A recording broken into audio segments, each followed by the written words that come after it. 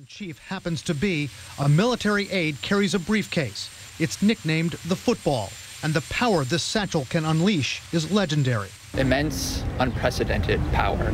The United States currently, right now, deploys approximately 900 nuclear warheads that are on the order of 10 to 20 times more powerful than the weapons that destroyed Hiroshima and Nagasaki. 5 military aides, one from each branch of the armed forces, work in a rotation carrying the football.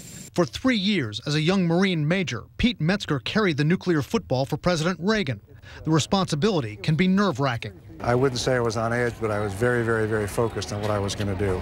I mean, the time is so short between alert and execution. You have to be ready any time for any moment. And that's why one of us was always in very close proximity to the president. Metzger says there's a separate football for the vice president if the commander-in-chief becomes incapacitated. How does it compare to this? Bigger, heavier? It's somewhat longer, a little bit wider, and somewhat heavier. Inside the case, he says, there's communication equipment. Metzger won't discuss the other contents.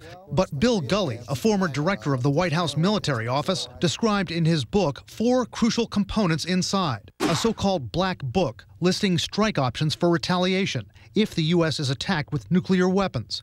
A book listing bunker locations where the president can be taken in an emergency. A manila folder listing procedures for the emergency broadcast system.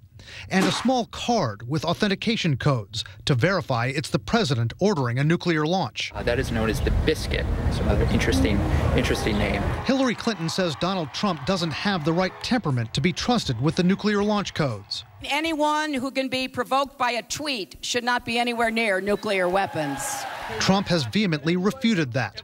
Metzger says to carry the football, he had to undergo rigorous background checks.